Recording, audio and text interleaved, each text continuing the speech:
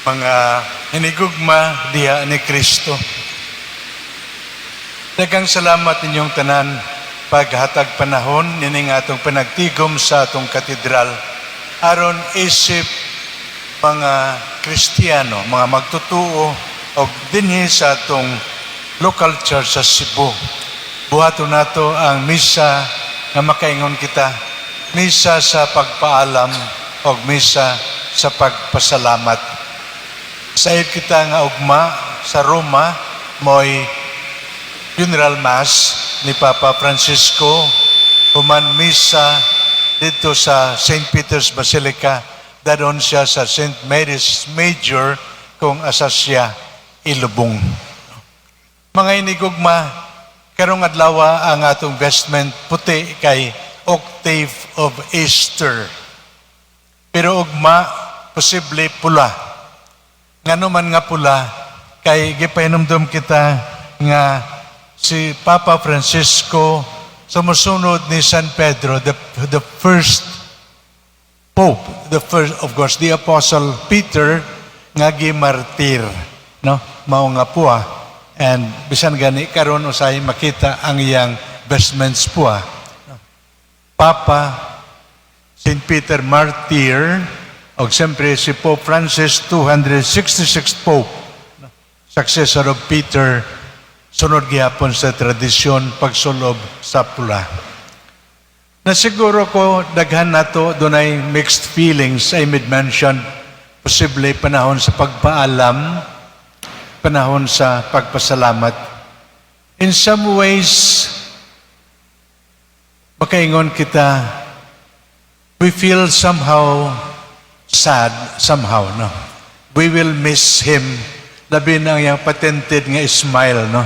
Kung mag-drawing kay Pope, patented kini yung smile, no? I think that's obvious niya.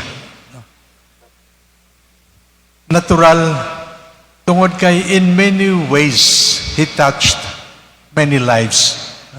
And we know we will miss him. Tawhanon nga nabati, we feel sad in his demise, sa iyang pagtaliwan. And yet,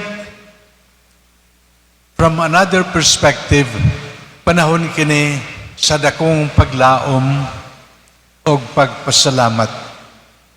Matud pagani sa reflection, bisan pa sa kamatayon na Jesus, death is an event where the drama of hope becomes obvious.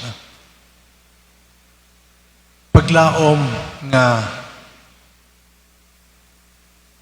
crossing kining kamatayon, sunod ang kinabuhi. Ug mao kini ang atong gitanaw kay Papa Francisco.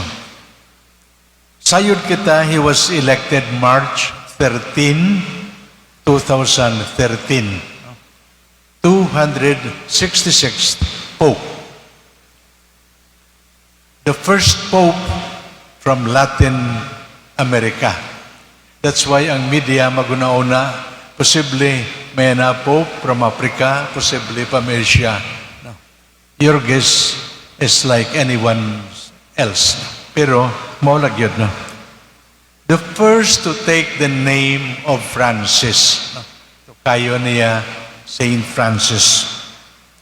He served for almost 12 years. And the average length of service of a pope is around 7 years and a half. No? So, much longer than many. Of course, compared to St. John Paul II, no? It's not that long, pero good enough. We know he died at the age of 88, among the longest, the second, one of the longest kuntanawan. But Leo the 13th lived for a long time, 93. No. Anyway, he has appointed in his reign around 253 252 cardinals. And he has made 47 international trips. Bisan pa, when he started, we thought, medyo maluya na gani, kay ang joke, one lang, sa lang ang lungs niya na trabaho. And yet, triply ang iyang travels. He has visited 65 countries, and he has canonized around 900 saints. Like in many places, Japan, Vietnam, many places. I made mention, kita nga naka-witness sa papacy, have various ways of remembering ang iyang impact sa atong kinabuhi. I am sure too many for us to relate, pero unta, kung ano man ang iyang impact, either on a personal note or as a country, we treasure that. I will always treasure in my heart ang iyang pagbisita nato, labi na after Yolanda. Nga naman. Because when we were when it was announced that Cebu will be host to the International Eucharistic Congress 2016, we immediately contacted Vatican kung pwede siya makanhi sa Philippines. And they said yes. No, so, hilom-hilom lang, no? They said, basta pray nga madayon. 2013, niabot ang Yolanda. And that's why Pope Francis changed the schedule. Iyang feeling better to visit the people who suffered most Yolanda than the more regular event nga Eucharistic Congress. Even if we were host, I can understand. And we were there when he went to Leyte. We can feel ang impact sa iyang pagbisita, labi na sa mga tao who suffered death and devastation and various ways of expressions of calamity. Terribly ang impact ni Papa Francisco. You would recall as well, during that event, may namatay nga volunteer, I think somewhere from Luzon. Upon arrival in Manila, his first act was to ask someone to look for the family at nga girl nga namatay. Para nako, the human touch ni Pope Francis. Of course, we know in many ways, if there is one Pope that we can also say, true to the spirit of his namesake, Saint Francis, the man of peace, siya pirmi mag-remind that we should be peacemakers. And we know that. If there is one who opens his heart and his arm to all peoples of various religions, of various sects, of various orientation, tanan. He was criticized, but we know he has an open heart, and now we understand better. It's like Jesus, whose heart is open to all, and we appreciate that.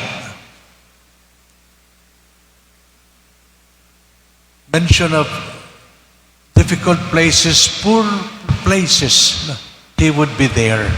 He would be there. That's why, mga hinigugmano, I appreciate very much your presence today, knowing that this is the Pope who served us. I think when we look at our church, We should thank the Lord that in our lifetime, I use that word, no? Since Vatican II, kung tanawon, we have great popes.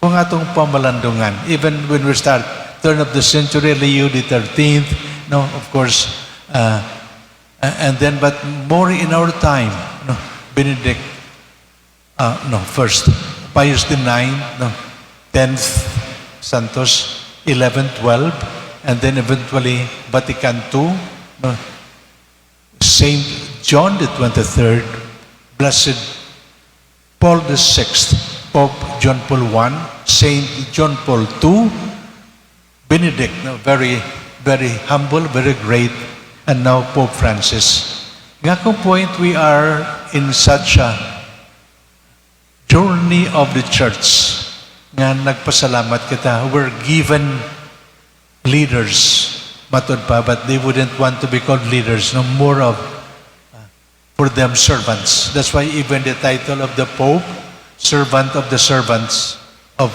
God. No? And I think they have changed our life.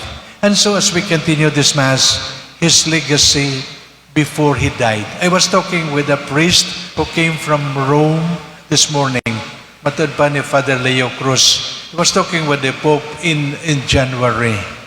The Pope was saying,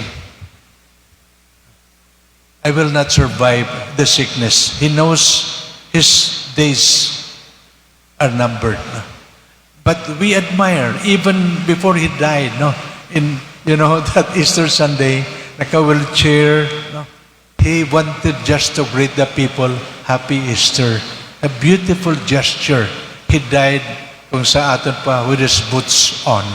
So para nato, no, as we gather today, and as we thank the Lord for the gift of Pope Francis, let's continue to pray that, of course, no, the consistory that will happen shortly after would be blessed by the Holy Spirit with the same servant of God who would lead us towards the Father. Kahapon, I said Mass to a group of youth organized by the Friars Minor of St. Francis. They are the ones who administer St. Mary Major. They know that upon election, si Pope went there the day after to pay homage to Mama Mary. And now it is his will to be buried at St. Mary's Major, unlike other popes nga, normally sa St. Peter's Basilica. Jokingly, the friar said, ang among pagtanaw sa St. Mary's Major Basilica ni Pope Francis. I said, if you ask Pope Francis to call the St. Mary's Major Basilica ni St. Francis, he would not like it na. Nga naman, he is a humble person. Maingon lang siya, padayon lang, iya ni Mama Mary, Basilica of St. Mary Major. But I'll be happy to lie in state here, no, or to be buried here. Such a humble person. Mga hinigugma, we continue this Mass, and as I made mention, in many ways we have our own recollections. In one of his books, he was saying, have courage. We look back with a new vision. Unta padayon kita bagong panggawi o padayon panaw in synodality with a new hope. May our beloved Pope Francis rest in the peace of the Lord